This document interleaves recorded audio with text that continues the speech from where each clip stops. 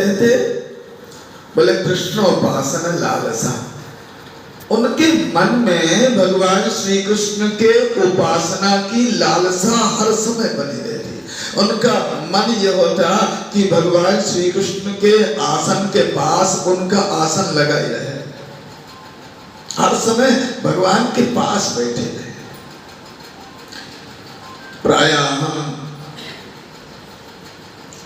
ठाकुर जी के पास मंदिर में रहकर भी मंदिर में नहीं रहते हैं, भगवान के पास खड़े होकर भी भगवान के पास खड़े नहीं होते हैं।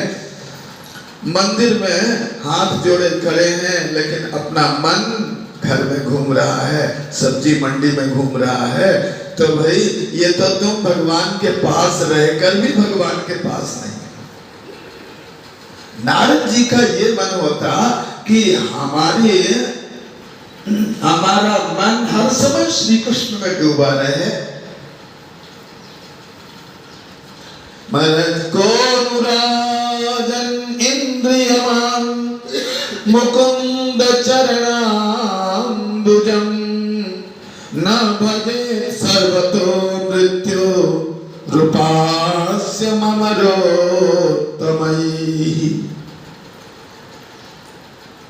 श्री सुखदेव जी महाराज कहते हैं, जो इंद्रियवान है, जिसको इंद्रियां मिली हैं, जिसको आंख मिली है, जिसको कान मिले हैं, जिसको भगवान ने हाथ दिए हैं, पैर दिए हैं, रसना दी है, शरीर दिया है, ऐसा कौन व्यक्ति होगा जो अपनी इंद्रियों को पाकर भी भगवान के चरण कमलों का इंद्रियों से भजन नहीं करेगा, इंद्रियों से उनका सेवन नहीं करेगा।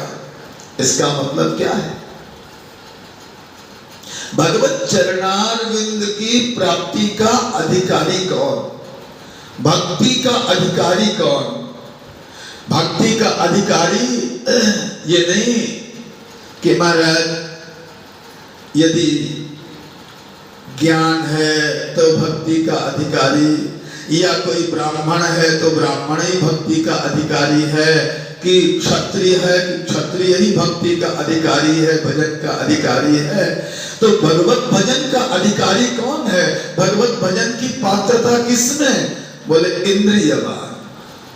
भाई वो किसी वर्ग का हो, वो किसी वर्ण का हो, वो किसी जाति का हो, वो किसी समुदाय विशेष का हो, जिसको जिस मनुष्य को आंखें मिली हैं, कान मिले हैं, हाथ मिले हैं, इंद्रियां मिली हैं, मन बुद्धि मिले हैं, वे सभी भगवत भजन के अधिकारी हैं, मुकुंद की प्राप्ति के अधिकारी हैं।